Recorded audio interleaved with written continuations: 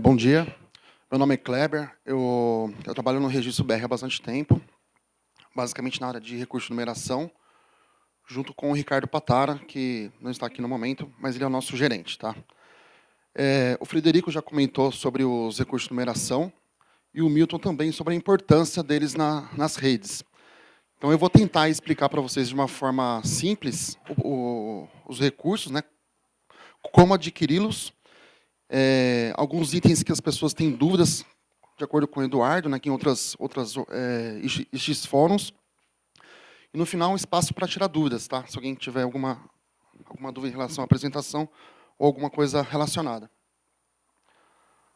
Bom, essa aqui é a agenda, tá? Eu vou falar da parte da organização, dos recursos de numeração, as políticas de alocação, tá? Que a gente executa aí para liberar os recursos, o esgotamento do IPv4, a transferência de recursos, tá? Que é uma coisa que o pessoal tem bastante dúvida, o desenvolvimento das políticas junto ao LACNIC e o espaço para dúvidas. Bom, a parte de endereçamento IP, ela é distribuída de forma hierárquica, tá?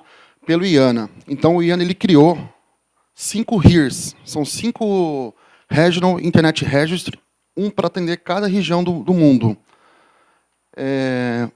Nós aqui do Brasil, nós estamos dentro da região do LACNIC, tá? Então, a gente é considerado como NIR. Tá? A gente está dentro da região do LACNIC, mas a gente tem as nossas próprias infraestrutura para atender. Dentro do LACNIC, tem 2 NIRs, o Brasil e o México, tá? Que são 2 órgãos separados do LACNIC, mas que basicamente seguem as mesmas políticas de alocação. Tá?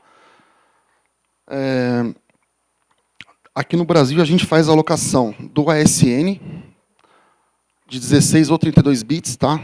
Agora, recentemente, não faz tanta diferença assim, mas no começo tinha uma diferença técnica aí, que alguns dos roteadores não suportavam o ASN de 32 bits.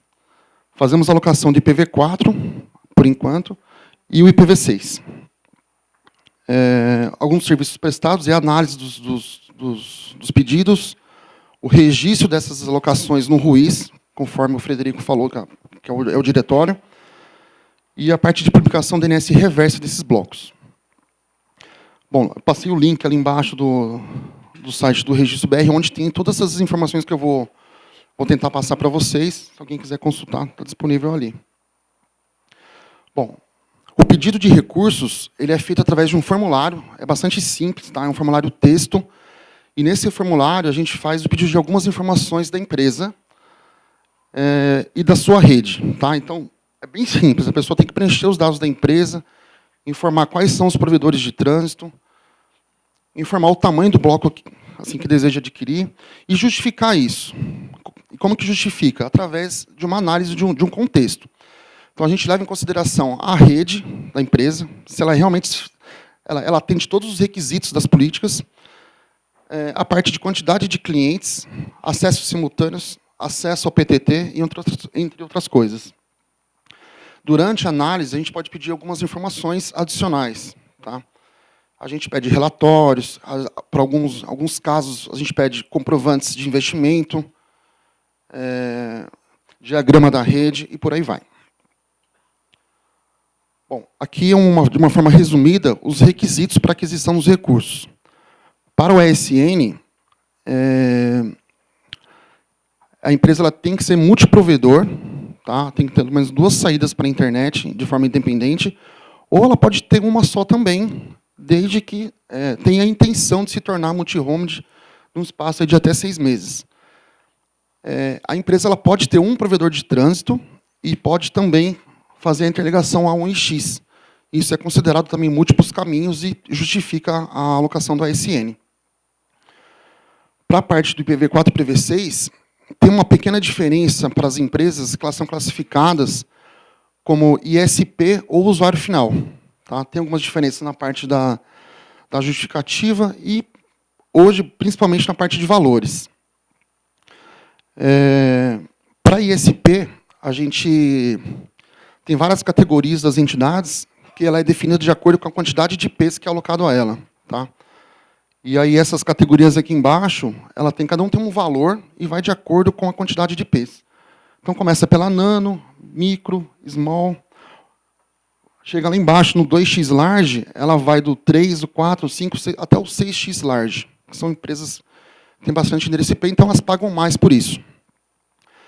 Hoje, né, a gente faz alocações de no máximo um bloco /22, tanto para ISP quanto para usuário final. E a alocação mínima é um /24. Então, se a empresa alocar um /23 ou um /24, tá, ela cai na categoria nano, que é um valor um pouco melhor, é de 2.280.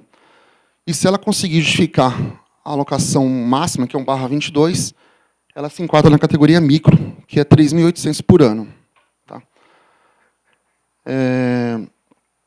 Bom, aqui é a diferença entre o ISP e o usuário final. Basicamente, a ISP ela recebe os recursos para prestar serviço de internet a terceiros, tá? Quanto o usuário final é quando a empresa ela pega os recursos para uso próprio. Normalmente são universidades, grandes empresas, bancos. Tá?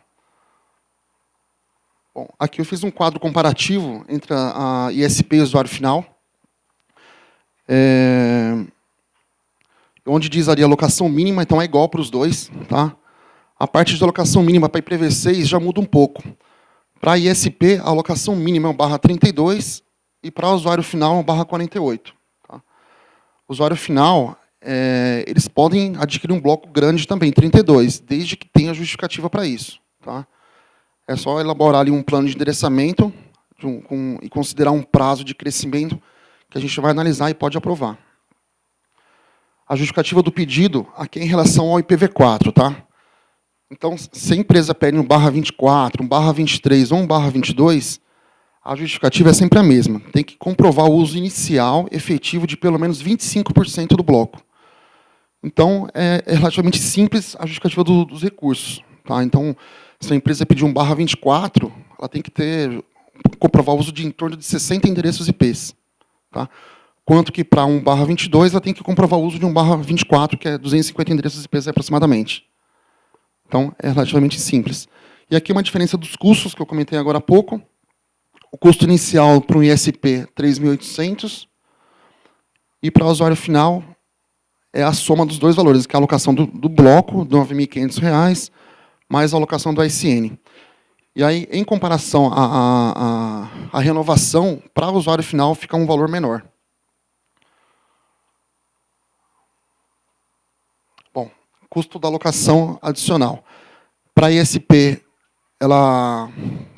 Assim, tem poucos ISPs ainda que não têm o IPv6, porque normalmente teve uma alocação antiga, né, em que não recebeu o IPv6 junto. Então, ela pode entrar com uma nova solicitação, não vai pagar nada mais por isso, e para obter o endereço IPv6. Tá?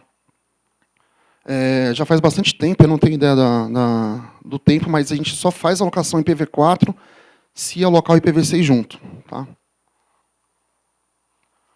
Bom, a parte de esgotamento de IPv4. Essas aqui são as fases de esgotamento que a gente fez de uma forma gradual, junto ao LACNIC, tá? E todos os HEREs aí, envolvidos. Então, a gente se classificou por fases, e hoje a gente está na fase final, que a gente está desde fevereiro de 2017. Então, a gente só faz alocações hoje para empresas que ainda não têm recurso de numeração. Tá? Então, se a empresa ela não tem a ASN, ela não tem o IPv4, ela pode entrar com um pedido e vai receber uma alocação IPv4, uma única alocação, tá? De até um bloco /22.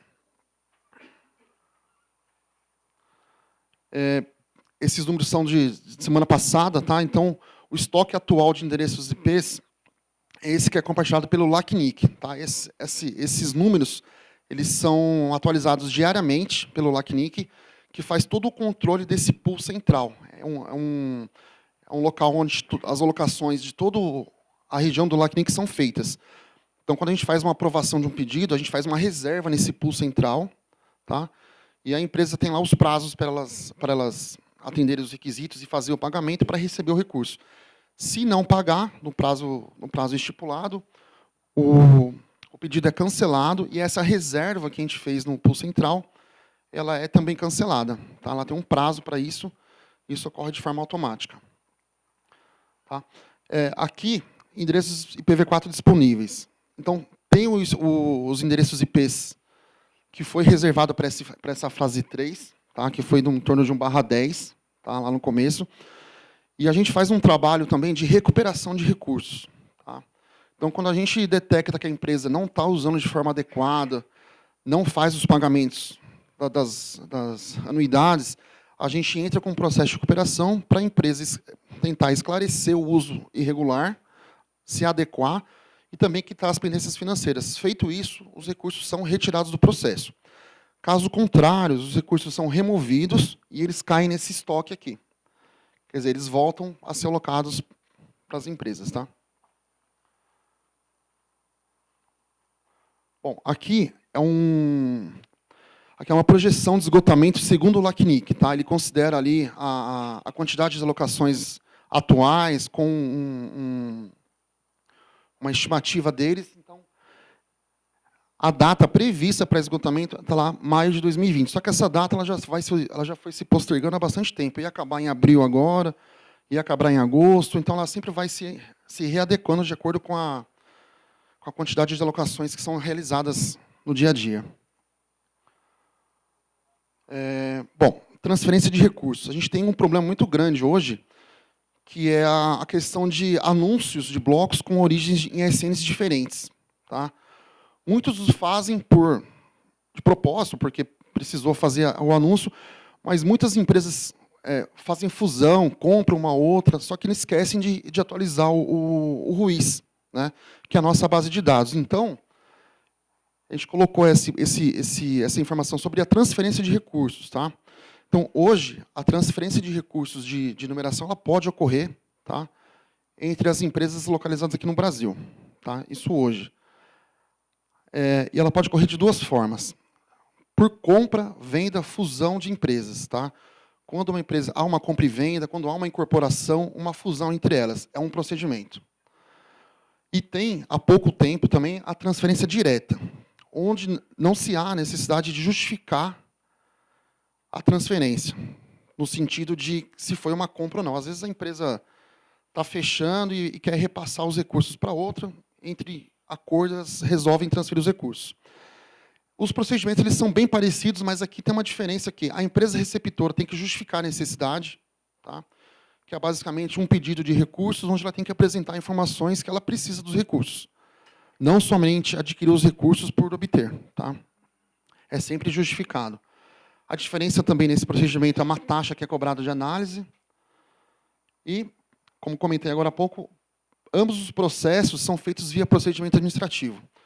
Então, a gente decidiu qual caminho tomar aqui entre os passos 1 e 2, e a gente vai começar com um processo administrativo parecido com o de domínio.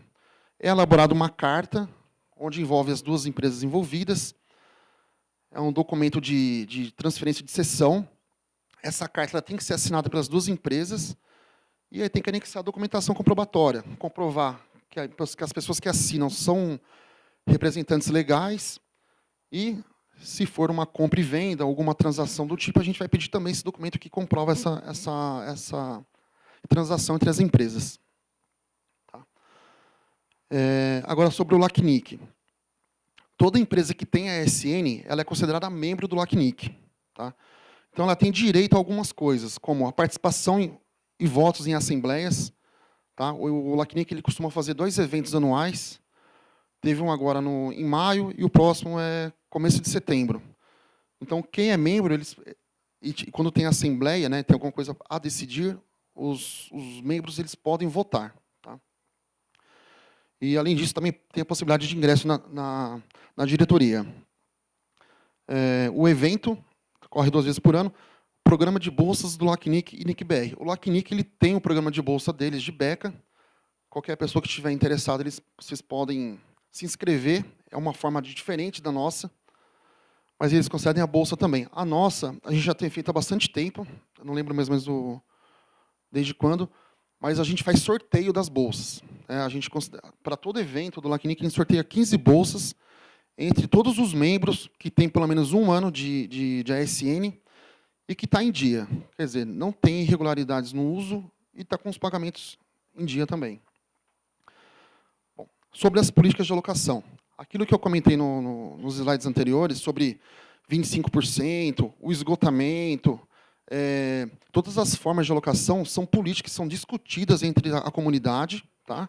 E qualquer um, sendo membro ou não, ele pode propor uma política nova, bem como a modificação de uma política existente. Tá? Só que não é um processo assim tão simples para aprovar. Tá? Então, você propõe a política, isso é discutido na lista de fórum do LACNIC, nos próprios eventos, isso vai para uma votação. Aqui eu coloquei o diagrama que tem no LACNIC, que é o passo a passo desse processo de desenvolvimento de políticas. Então, tem aí assim, o cronograma, que é uma política, desde quando ela é criada até a aprovação. Tá? Então, tem ali a discussão inicial em listas. Tá? Tem um pessoal que é bastante ativo. Tem os moderadores, que controlam ali a parte das mensagens. Tem os comentários. Aqui, os moderadores e consenso é quando o pessoal vai apresentar a política no evento do LACNIC. Ao final dela, o pessoal que está a favor levanta a mão, quem está contra ou quem se abstém. Então, tem um consenso. Então, ela só vai adiante se ela obter o consenso. Tá? Então, ela vai seguindo os passos ali. Chegou no final, tem que ter a ratificação da diretoria para pôr em prática.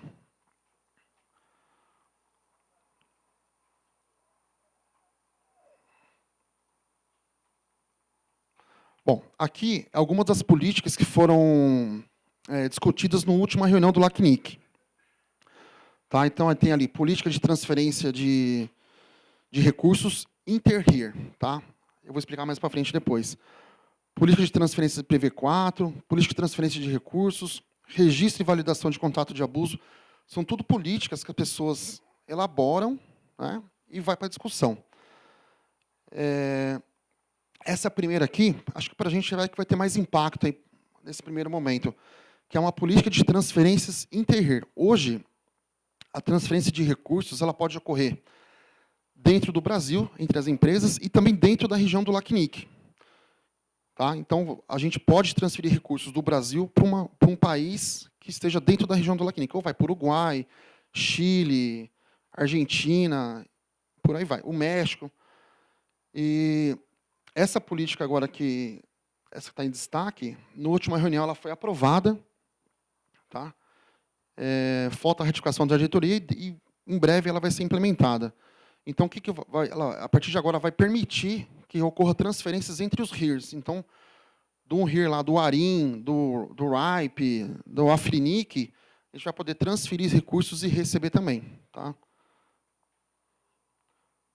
Bom, aqui é uma lista de políticas que tem no site do LACNIC. Ela fica disponível, ela é pública. Tem as versões em português, espanhol e inglês. Tá? Então, ali você pode ter a relação de todas elas que foram aprovadas, que chegaram ao consenso, as que foram abandonadas, e por aí vai. Bom, aqui são algumas referências, tá, para obter eu fiz a apresentação. E se alguém tiver alguma dúvida aí na parte do processo de alocação de recursos, esgotamento, transferência, estou à disposição. Pessoal, alguma dúvida?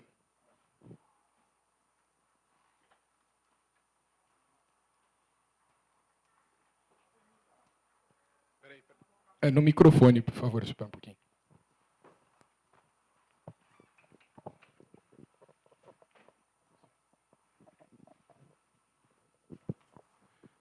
A previsão de término é de junho do ano que vem, né, de esgotamento do IPv4.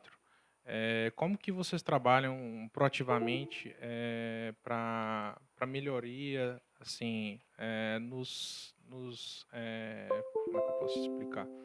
Porque os clientes necessitam de IPv4 e está tendo essa migração para IPv6, né? Então, como que está sendo esse processo, assim, forçar quem é desenvolvedor de conteúdo para migrar para um IPv6, porque eu trabalho com isso, com essa questão de alocação de blocos e tem justamente toda vez eu tenho que forçar os clientes para fazer essa adequação para IPv6.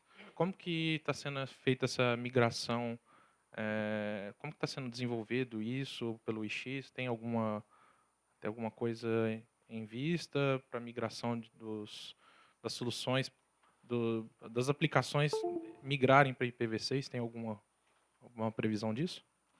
Então, a gente tem uma equipe para isso no NICBR, que é o IPv6BR, é a turma do Eduardo aí que faz cursos presencialmente, tem cursos online, já faz há bastante tempo para as empresas fazerem essa migração, né? Não dá para a gente forçar a pessoa a fazer, mas a gente dá todo o caminho, tem material disponível no site, tem o pessoal que vai em vários estados, em várias cidades fazer esses cursos, né? E para mais informações, o Eduardo está ali, ele pode... Mas só complementando a pergunta dele, tem uma pergunta também no chat relacionada a isso, tá? Que é do Fox, que ele alguma chance de bem futuramente, matar o IPv4 e ficar uma rede mundial IPv6? O que vocês veem aí na questão de alocação? Está alocando muito IPv6? O pessoal ainda continua mais procurando mais IPv4? Vocês acham aí que vai mudar esse perfil daqui a pouco? Então, na parte de alocação, hoje o pessoal tem foco só no IPv4.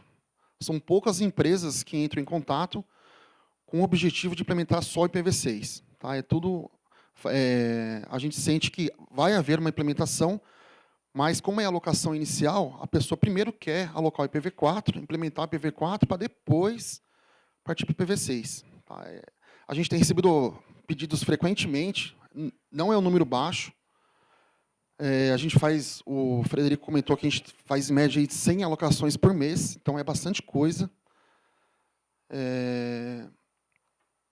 Então depende mais da empresa ali tomar a iniciativa, implementar do que da nossa, do que a parte de alocação.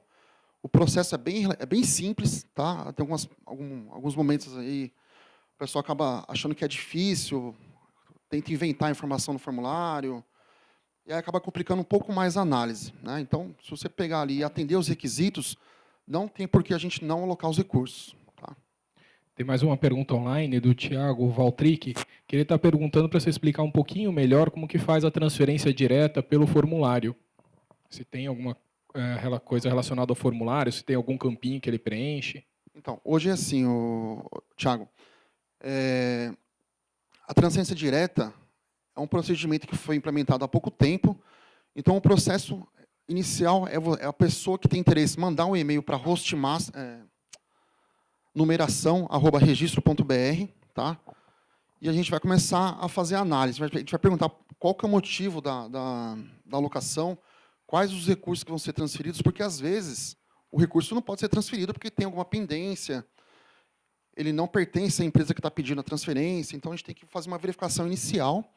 Feito isso, a gente vai partir para a elaboração da carta. A gente vai responder o e-mail com as informações e aí, feito a elaboração, a gente manda a carta, aí assina, manda para a gente, tem todo um processo. Mas o processo inicial é mandar um e-mail para numeração@registro.br.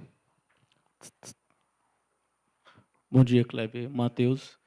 Eu gostaria de saber se tem algum trabalho em cima do IPv6, como tem na questão do IPv4 de fiscalização, que se um certo AS não está usando o IPv4 da forma correta, quebrou seu bloco 22 em /24 e não está usando o /24. E aí, da mesma forma que não tem um uso do IPv6, se tem algum trabalho em cima para obrigar o ASN a usar o IPv6, para poder já essa implementação do IPv6 ser mais rápida. Então, Matheus, a gente faz uma análise, sim, em relação ao uso dos recursos, tá? Mas, para a parte de IPv6, a gente não tem adotado ainda um processo de inclusão no processo de recuperação, por exemplo. É mais focado um pouco na parte de IPv4, que é o foco do esgotamento. Então, e normalmente, quando a empresa ela não usa o IPv4, ela não usa o IPv6. Então, é meio que consequência um do outro. Tá? Mas a tendência é, sim, se a empresa não estiver usando, né, a gente se notificar a empresa para regularizar. Tá? Até porque as políticas de alocação do IPv6, a pessoa, quando recebe, ela aceita que ela vai iniciar o anúncio em até 12 meses e a implementação em até 24 meses. Tá? Então, ela acaba aceitando que ela tem que, ao menos, anunciar o recurso na internet. Então é isso. Obrigado, Kleber. Dá uma salva de palmas para o Kleber.